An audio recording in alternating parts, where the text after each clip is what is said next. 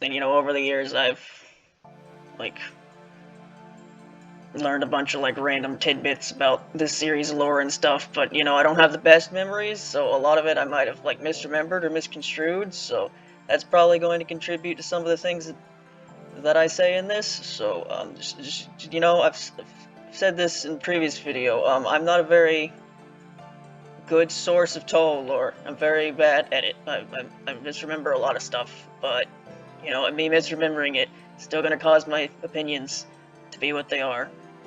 So it's just like, okay, you have these animal spirits, which I guess when all animals die, they go to this specific section, and in the animal realm. But also, like, you know, this has always confused me. There's like humans in the animal realm, even though I thought the humans go to either hell, heaven, or the underworld. Apparently some of them also go to the animal realm. I mean, humans are animals, but like, whatever. And this is run by like animal mafias, all these animal spirits are, and the animal spirits, they treat the human spirits very badly.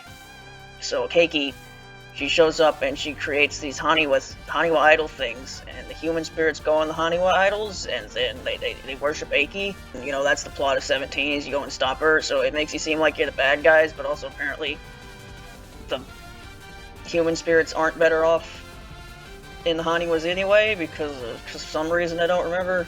Aya's by far the best one, but she's still just like, I don't know.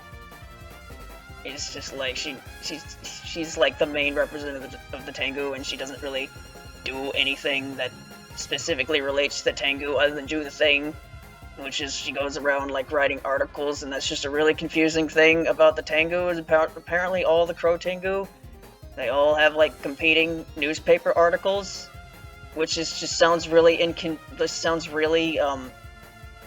like, how does that work? Like, their whole thing is supposed to be like, oh, they control the flow of information in Gensokyo or some shit, but like, if every single Crow Tengu is writing competing articles, they're trying to one-up each other, how is that maintained in any way that makes sense? I don't know. I might be remembering this wrong too, it might not be every Crow Tengu. And then she's supposed to be, and they're supposed to have a lunar war against the Apollo 11 crew when they landed on the Earth, or when they landed on the moon. And it's like, what the fuck does that even mean? So, you know, Buzz Aldrin and Neil Armstrong, they landed on the moon to pitch a flag, go one small step for man, one giant leap for mankind, you know that. And somehow that was, somewhere in Touhou lore, a war between those two and a bunch of moon rabbits happened, and moon rabbits may or may not have died there. I don't know, because I think it was implied in, like, earlier versions of Grayson's backstory that, like, some of the people she abandoned died, but I think that was retconned anyway, so maybe nothing happened at all. Maybe a bunch of rabbits were, like, about to shoot Neil Armstrong, but then he left. That's what happened. Also, apparently there's some lore about how the government, like, covered up the existence of moon rabbits or something. I don't know. Maybe that was something Gensokyo Odyssey made up, probably. Because that was the funny part of when I played through Gensokyo Odyssey, is because they explained, like, the backstory of moon rabbits, of, like, the moon and shit, and because the backstory of, like, the moon is already so bizarre, I couldn't tell what they were making up and which was actually canon, and that was kind of a funny joke at the time. The thing about Touhou games is that it's really vague who does what, because you have multiple playable characters who have to somehow have all solved the incident at the same time, and it's implied that they all did it, and it doesn't really make sense. But the thing about 15 is, like, if you play as Racing goes and, like, saves the lunar capital from Junko, and it kind of seems like an important part of her backstory because, you know, she fled the moon, and in that game, she goes and saves the moon, but then it's kind of bizarre how this important part of, like, what seems like an important part of her backstory is vague whether it happened to begin with because of the way it works, and I've just found that kind of odd. But I just found that very confusing. So is it supposed to imply that, Kasen, with her arm, is, like, evil? Or is that just, like, she was being evil because of the shock of being, like, combined for the first time, like, put her in a blood rage or something? I don't know. I just find it confusing. So it's like, is Kasen actually, like, a bad person when her arm's not taken off and, like, all of her badness is in the arm? So Kasen's only as good as she is because all of her bad stuff is in her arm? I don't know. And if that's the case, like, did she start being a sage when her arm was off? Or, I don't know. This stuff might have been explained at some point. I just don't know. But yeah, this is the thing with Kasen, is I'm very confused on a lot of aspects of her character and her arms, so as a result, you know, don't entirely know how to feel about her. I've always found some of the lore about Oni to be kind of like really silly, where it's like Oni really like to drink, and they like challenging humans to drinking contests where humans literally can't win because they literally have less alcohol tolerance. So, but I don't know, it's just very silly. But I have like one issue with this character. It's one I brought up like multiple times in Keifu, probably sounding a lot more annoyed about it than I actually am, because Keifu annoyed the shit out of me sometimes. But the thing with some of Touhou's lore is, you know, I'm pretty sure this has been a thing since at least the first Akyu book. Like humans, they have to fear yokai or something, because if they don't, then the yokai, they cease to exist or something, and that's why Gensokyo exists, and that's why the human village is so important, because if the villagers in the human village didn't fear the yokai would cease to exist. And it just kind of baffles me that that's the lore you've decided to make for the series, and then you made Byakuren a character. Because Byakuren's thing is about she wants to promote peace between yokai and humans, but you can't exactly fear a yokai if you're now best buds with the yokai.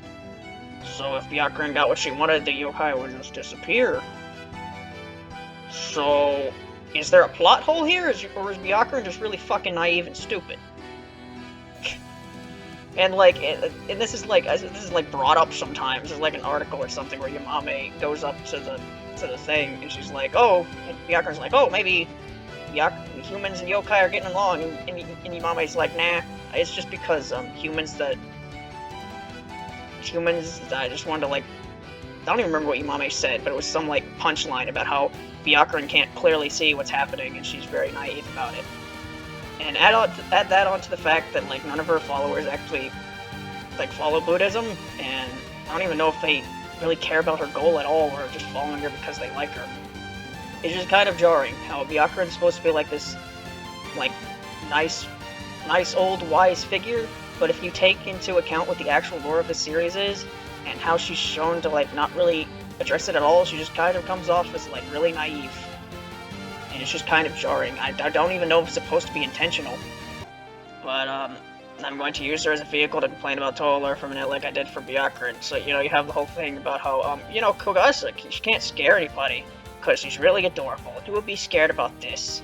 And that's just, I don't know how you can't go to that, look at Kogasa and be like, wait a minute, Touhou's lore doesn't make any fucking sense. Because all the yokais, they're supposed to be scared, like the people are supposed to be scared of them. But they also all look like Kogasa. So why is it that Kogasa can't scare anyone, but everyone else is apparently? It's just Kogasa who can't do it, even though she looks just as cute as everyone else. I don't know. That's just the way it is. In Gensokyo Kirky. Anyway, Maribel Hearn. I don't know. Like, she's Yukari. That's the biggest thing about Maribel, is that she's Yukari. And, like, I don't know, I used to, I joke about that theory, I'm currently joking about it right now, because I kind of fucking hate it, but it's probably true. Because when I first heard that theory, I was like, wait, that would require, like, time travel and a bunch of other bullshit, and then I found out, no, there is time travel in Touhou, and it's really fucking stupid. Okay, yeah, I haven't seen a series that tried to incorporate time travel when it didn't already exist and have it not be a mess, so I don't think Zoon would be able to do it either. So yeah, Maribel is somehow Yukari, because she can travel through time, because gaps are also gaps in time or some shit. But then, you know, you have the obvious question of, okay, so Maribel exists in a time when Gensokyo exists, but then she goes back in time to become Yukari, who helps create Gensokyo. So how exactly is she both someone who created Gensokyo and someone who experienced Gensokyo in the future at the same time? So there must have been, so either there's like a constant time thing that there's always a Gensokyo because there's always one to go back to the past, or there was an Alpha Maribel who became the original Yukari that every Maribel after was affected by. It's just like, I fucking hate time travel. Yeah, Akyu herself is pretty great.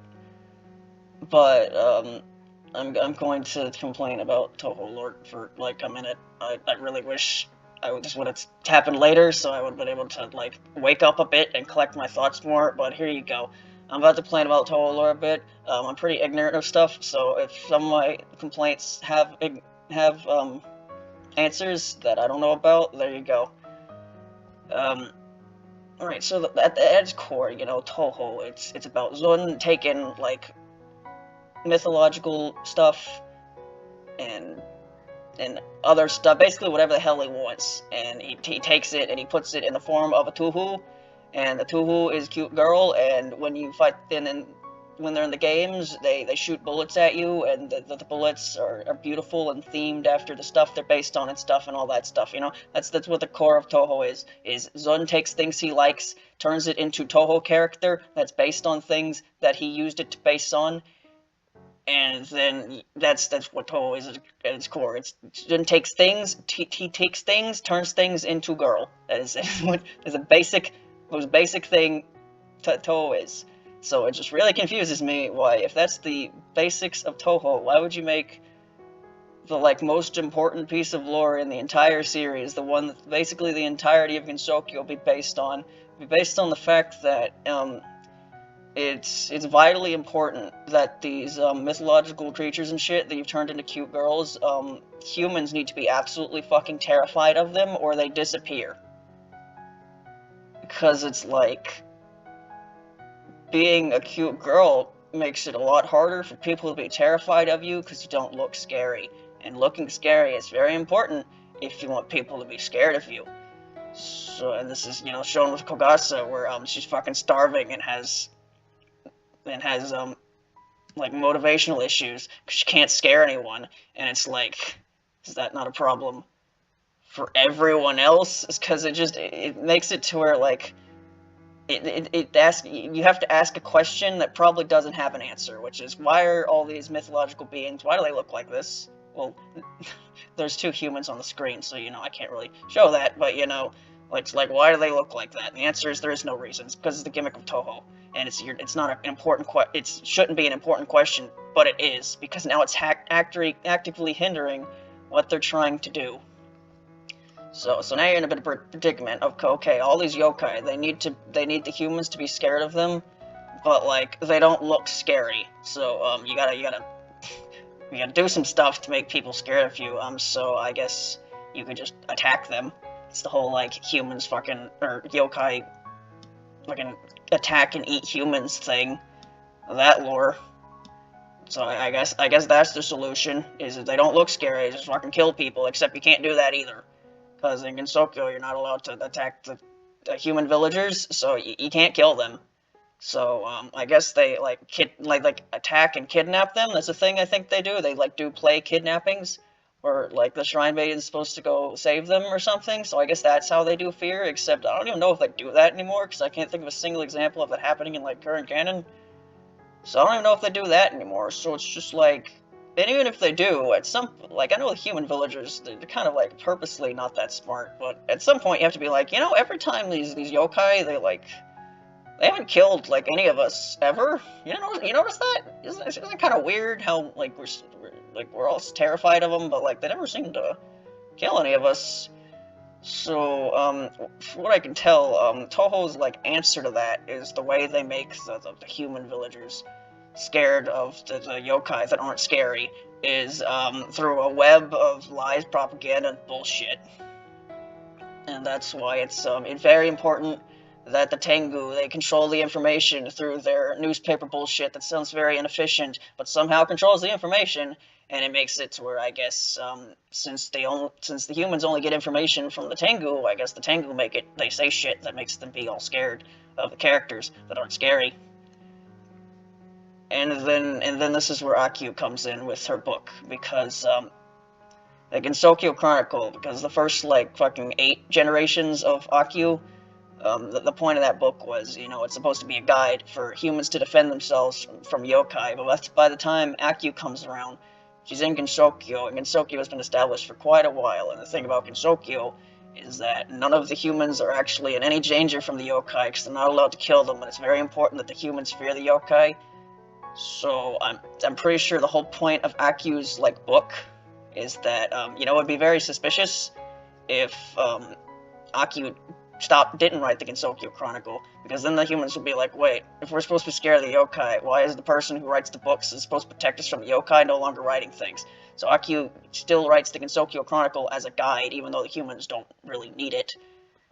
But also, I'm pretty sure the main like point behind Akyu's book nowadays, and my main like remembrance of this is from, I think, a scene in Forbidden Scrollery where Kozuzu's like, you know, Akyu, I don't think these yokai, I don't think they're that bad. I think we could maybe be friends with them or something. And Akyu's like, no, Kozuzu, no, Kozuzu, you don't understand. The yokai, they are very evil, and we must fear them, and that is the way it must be forever. Okay?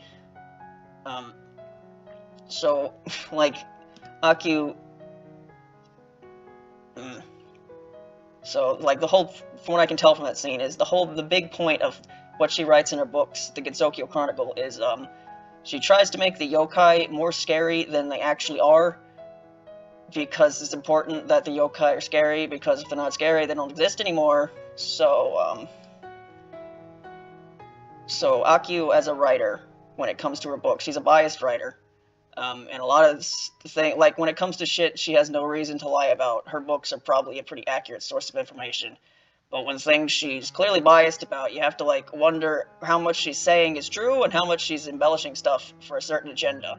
And you know she lies about some of the stuff, because at one point she talks about how fairies are fucking terrible little shits who will push your baby down a fucking cliff and kill them because they're just fucking awful. Akyu hates fairies, and fairies probably don't do that. So Akyu clearly fucking lies in a book when she wants to. And, you know, the thing is, if one of the main points of her book nowadays is to try to make the yokai scary, because it's important that they're scary, because that's the balance of Gensokyo or some shit, I just feel like a lot of the shit she writes about yokai is probably pretty biased and not entirely true. And just the things I find annoying about her books, is that when people talk about Gensokyo and how it's actually this super fucking scary place where if you end up there, you get killed fucking instantly. A lot of it's, from what I can tell, it's just based on Aki's fucking book, which is a biased source. Because you have that thing, that fucking piece of lore, which I'm pretty sure is only from her book, where there's like the road of reconsideration or something, where basically suicidal humans, they get brought there, and then while they're walking there, they'll like slowly begin to gain the will to live again. And the entire time they're there, they'll be stalked by yokai, and right at the moment where they gain the will to live again, they get fucking eaten. They get attacked and probably slowly killed to get as much fear as possible or something. So that's the thing that Akyu wrote in her book. She actually, I think, this might be wrong, but I think the other thing that's only from her book is the whole thing where if an outsider ends up in Gensokyo, they will be killed immediately unless they make it to Reimu, in which case Reimu will bring them home, or they will make them a member of the human village, I guess. And I don't know, judging by the fact that Akyu is a very, you know, biased author with a very clear agenda, I just kind of read that and it's just like, you know, maybe that's 100% true, but maybe that's Akyu's way of going, hey, you see that girl over there, the one that's got like animal ears and a tail and doesn't look remotely scary at all? It's very important that you are fucking terrified of her, because she may not look scary at all, but trust me, she will go to a place called the Road of Reconsideration, where she'll prey on very vulnerable humans and violently kill them in their most vulnerable moments, because they're just fucking evil, right? And then when I know it may look weird that none of the human villagers ever get killed, but trust me, when outsiders show up, they just fucking kill them all the time. And look, I'm not saying like any of that's not how it works, but I just find it annoying how when everyone talks about Gensokyo, it's like acted like it's complete and 100% fact, this is how it's worked, because Akyu said it, and Akyu's a very biased writer. But anyway, that was just 5 minutes of me complaining about shit that's confusing, and it's just kind of annoying about Akyu's books, despite her fucking terrible fate. She's pretty happy and bubbly all the time, because she's based off a really, you know, Touhou, just like, it's a kind of a fucking melting pot of random mythologies and shit. And sometimes you have to wonder, should you really have added that? Because now that's part of your lore, and why would you make that part of your lore? So there's apparently some fucking something in Japanese mythology where if you're a kid and you die before your parents, that's really bad. So you're forced to stack stones on the fucking river for all of eternity, because whoever came up with that really didn't like kids. So that's what Aka's based on. She's forced to fucking stack stones on the side of the river for all eternity with a bunch of kids who did nothing wrong, and that's just part of your lore now. So I guess in Touhou's lore, if you die before your parents, that's what you do now. Cool. Cool. Also, she has, like, fire powers for some reason. I just find that kind of funny. Yeah, she has one of the most detailed backstories in the entire series, but that backstory doesn't detail why she has fire powers, which is kind of her main thing. Like, she doesn't actually have the power of a phoenix or whatever, I don't think. She just uses that as a motif because she's like a phoenix. And she also has this thing where, like, spell card rules aren't lethal. That's kind of their whole thing. They shouldn't kill you. But it kills Moko for some reason. Like, I get it, her body's weak, but, like, this shit is not supposed to kill you, so why does it kill you and nobody else? I don't know. And then you fight her in 14, and then you beat her, and then according to the story, it's like, oh no, all the Sakumagamis, they're gonna go away eventually. I think there's some parts of Forbidden Scrollery where they're still around for a while before they go away, but they're gonna go away. But then Raiko does something, and makes it to where she has some sort of other power that makes it to where she doesn't go away, and then she gives it to the other two, so they're still around, and it's just like, Zun, if you don't want the characters to go away at the end of the game, just make it to where you don't write something that would make it to where they go away at the end of the game, so you don't have to come up with some bullshit at the end. It's really vague. She's really weird because, like, she was supposed to be a modern, teenager in 2015. It's been 9 years, and she's like the same character because Touhou is Simpsons time bullshit, because it tries to be the same. It tries to be like in parallel with the outside world, because Zun likes to include current things in Touhou sometimes, so he uses that as an excuse to do that. But then there's sometimes where it's like, how does this work? Especially with, you just don't question why characters don't age, even though it honestly would not be that hard to write characters aging, because there's like less than 20 characters who actually age because they're humans. Wouldn't be that hard to write them aging, but that would cause change. People don't like change. So, yeah, like, characters don't age, don't think about it. But also Sumireko doesn't age, and she's in the outside world, which is constantly changing, so it's like, what's going on with her? Because, like, she's supposed to be like a modern teenager, but she's like 10 years out of date. She's not doing the fucking skibbity Ohio Riz bullshit anymore. That's what the kids are doing nowadays, right? She doesn't do that, because if she actually aged, she'd be in her 20s by now. And she likes to yell, because this whole thing about Yamabiko is that they like yelling, and that they're like going extinct, because even in Gensokyo, people realize that the reason their echoes, things echo, is due to how sound works, and not because the Yamabiko is yelling back at them, because Yamabiko are based off like the superstition of why that happens. And again, that's another thing in Touhou lore that doesn't make fucking sense, where see, the reason why yokai disappear is because human beings came up with logical explanations for why these things happen. Except they're not logical explanations, if they were quite literally the reason it happened in the first place. There was literally Yamabiko that would yell back at you.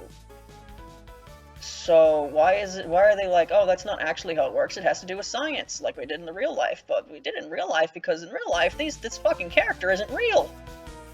But it's just a thing with Touhou where the lore doesn't make fucking sense, you just have to ignore it. Where it's like, I was playing Pokemon the other day. I think I said something similar to this too. I think it's ridiculous in fictional settings where, like, ghosts and, like, the afterlife and shit is very obviously real. It's fucking everywhere, like in Pokemon, where there are ghost-type Pokemon, and yet, despite that fact, you still have characters that are like, I don't know, I'm superstitious. I don't know if that's real. It's like, this isn't real life. There's a very good fucking reason why not everyone believes in ghosts and stuff. In this fucking fictional universe you've created where ghosts are everywhere, having a person act like that is ridiculous. And it's the thing with Touhou where it's like, okay, so all of these fictional beings and stuff, they are literally real, because the thing about Touhou is human belief creates things or something. It's literal magical thinking. The entire crux of Touhou is magical thinking. So they're real. So if they can literally see them, why are they suddenly acting like they're not real when they're right in front of their face? It just doesn't make any sense. Touhou Lord's a fucking mess. But anyway, Kyoko, great. Sorry, Kyoko, I'm sorry I rambled about boring, stupid shit when I could be talking about how great you are.